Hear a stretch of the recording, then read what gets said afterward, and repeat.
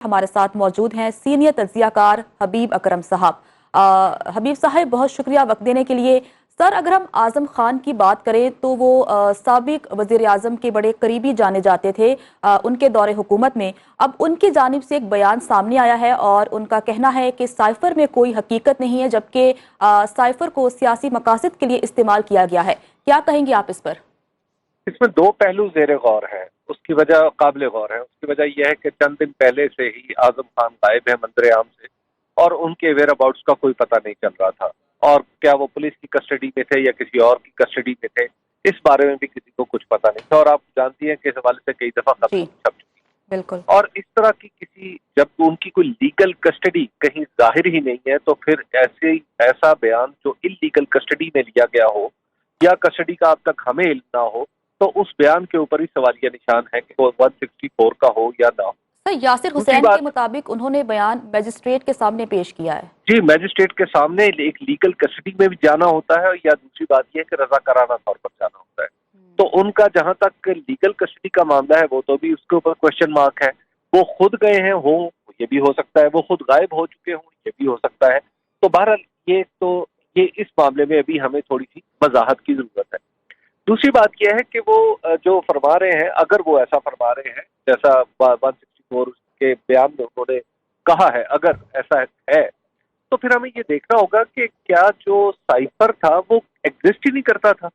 अगर cyber exist ही नहीं करता था, या फर्ज कीजिए कि पाकिस्तान के अंदर गढ़ंत बढ़ंत करके उसको बनाया गया था, तो फिर तो असद मजीद साहब भी इसके कसूरवार हैं, जिन्होंने इस साइबर को ओन किया। उसके बाद पाकिस्तान का सबसे बड़ा इदारा, जिसके अंदर उस वक्त पाक फौज के सरबराह भी शामिल थे, यानी पाकिस्तान की डिफेंस, जो कमेटी ऑन डिफेंस है, उसकी तरफ से बाकायदा तौर पर डिमार्श इशू किया गया। और फिर एक दफा नहीं, दूसरी दफा जब इमरान खान साहब वजीर आजम नहीं थे और शहबाज शरीफ साहब वजीर आजम थे, तो उनकी सरबराही में एक इजलास हुआ जिसमें बाकायदा तौर पर पहले वाले एलानिये की तौसीक दी गई, और फिर बाद में वहां पर असद मजीद साहब को भी बुलाया गया और उनसे पूरी सूरत हाल सुनी गई। तो जब एक ही साइफर की दो बार पाकिस्तान की रियासत के सबसे बड़ी सिक्योरिटी फोरम से तस्दीक हो चुकी हो, उसकी तौसीक हो चुकी हो, तो अब ये तो नहीं कहा जा सकता कि वो साइफर जो है वो जाली। अब वो साइफर का जो इस्तेमाल है, इसके ऊपर आप बेशक सवाल उठाते रहे, सवाल उठते रहने चाहिए कि अगर उस साइफर का इस्तेमाल क्या गलत किया गया या दुरुस्त किया गया, उसको नहीं करना चाहिए था या उसको करना चाहिए था। वो जो कुछ भी था, वो आगे पॉलिटिकल रियलिटी की बातें हैं, जिसमें सबके ख्यालात और फिक्र में इख्तलाफ हो सकता है। लेकिन जहां तक उस साइफर की एग्जिस्टेंस का ताल्लुक है, तो इस हवाले से तो कोई अबहाम मौजूद नहीं है। और 164 का बयान का आजम खान साहब दे भी दें, तो इससे उस हकीकत पर कोई फर्क नहीं पड़ता। अच्छा सर, आपने बहुत अहम पॉइंट्स उठाए हैं। अगर हम चेयरमैन तहरीक इंसाफ की बात करें तो उनकी जानिब से तो बार बार कहा गया है अदालत को कि अदालत साइफर के मामले पे तहकीकात करे। और सर, तोशा खाना, ममनुआ फंडिंग केस और अलकादी ट्रस्ट केस के हवाले से भी आजम खान को अब शामिल तफ्तीश किया जाएगा, और इस हवाले से भी उन्होंने अपना बयान रिकॉर्ड करवाया है। इस पर आप क्या कहेंगे? देखिए, आजम खान साहब एक प्रिंसिपल सेक्रेटरी थे, और प्रिंसिपल सेक्रेटरी होने के नाते उन्होंने प्राइम मिनिस्टर हाउस को और प्राइम मिनिस्टर को बताना होता है कि कानून और ज़ाब्ते क्या कहते हैं। अब अगर कहीं पे कानून और ज़ाब्ते खुद इन्होंने नहीं बताए, तो इसका मतलब है कि फिर तो ये भी कसूरवार है। और अगर ये ममनुआ फंडिंग के बारे में भी जानते हैं, तो क्या ये पाकिस्तान तहरीक इंसाफ की कोई तहरीक इंसाफ के कोई कारकुन थे जिन्हें इतनी हसास पोस्टिंग दी गई थी? तो ये एक बहुत सारे क्वेश्चंस हैं। उसमें तो आजम खान साहब की अपनी जो यानी उनकी तो मालूमात तक रसाई ही नहीं थी, जहां तक मुझे पता है।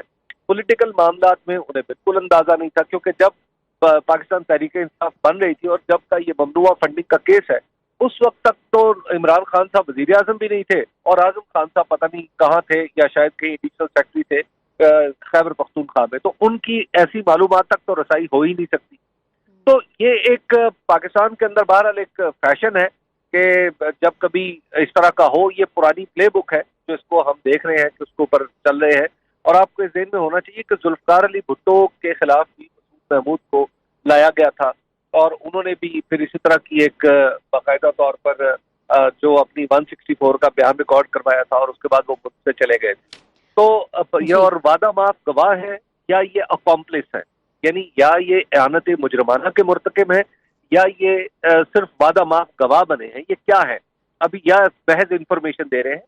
ابھی یہ ساری چیزیں سامنے آئیں گی تو اس کے بعد صورتحال واضح ہوگی. لیکن مجھے اپیرنٹلی ایسے لگتا ہے کہ اگر حکومت اس سے کچھ سیاسی فائدہ اٹھانا چاہتی ہے تو خود اس بیان کے اندر اتنے خلا ہیں، جب یہ سامنے ہوگا تو پھر زیادہ وضاحت بات کی جا سکے گی. لیکن جو خبریں سامنے آئی ہیں ان کے درمیان اتنے بڑے بڑے خلا ہیں کہ یہ ایک اور سائفر جیسا سکینڈل بن جائے گا.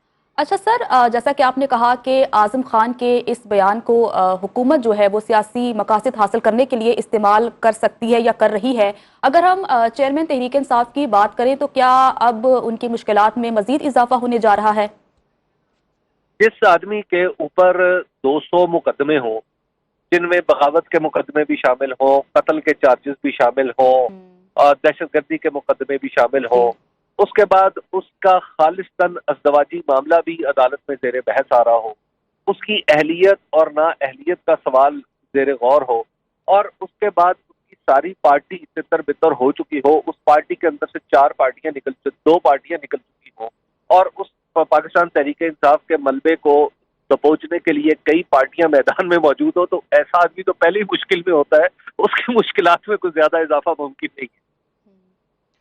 حبیب صاحب، سائفر کے حوالے سے بہت سی خبریں سامنے آتی رہی ہیں. جب یہ سائفر والا معاملہ اٹھا اس کے بعد پھر جس طرح سے بھی آپ نے ذکر کیا قومی سلامتی کمیٹی کا اجلاس بھی ہوا، تب ایک خبر یہ بھی سامنے آئی تھی کہ جب یہ سائفر آیا تھا تب جو سابق آرمی چیف ہیں وہ خود گئے تھے وزیر اعظم ہاؤس، وہاں پر جا کے عمران خان صاحب سے بات کی تھی.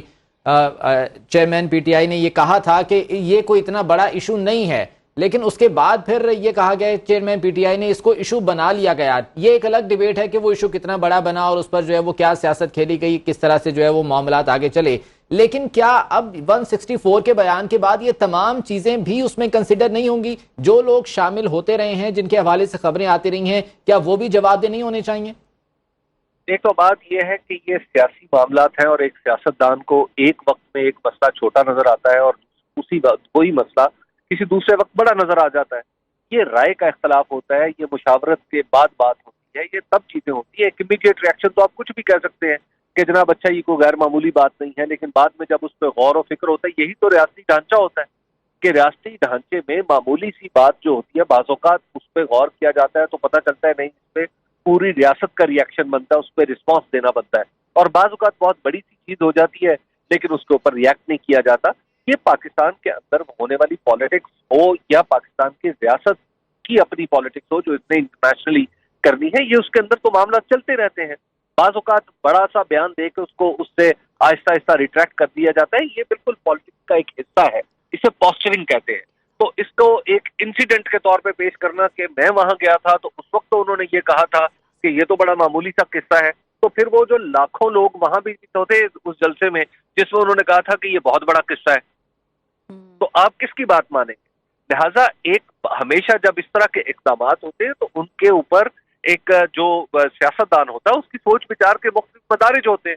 ایک وقتوں سے وہ چھوٹی لگ رہی ہوتی ہے لیکن سوچ بچار کے بعد اسے لگتا ہے کہ یہ بات بڑی ہے. اور دوسری بات یہ ہے کہ یہ پاکستان کی تاریخ کا ایک ایسا حصہ ہے جو عدالت میں پڑا ہوا ہے، اور عدالت آج بھی اس کی عدالت میں جو تحقیق ہے وہ پاکستان کی قومی اسمبلی کی طرف سے اس کی درخواست گئی ہوئی ہے اسپیکر کی طرف سے، تو وہ تحقیقات آج بھی شروع کی جا سکتی. اب خبر آپ کی دسترس میں ہر وقت بر وقت. ابھی سنو نیوز کے یوٹیوب چینل کو سبسکرائب کیجئے، بیل آئیکن پر کلک کیجئے اور باخبر رہیے ملکی اور بین الاقوامی حالات سے یقین کے ساتھ.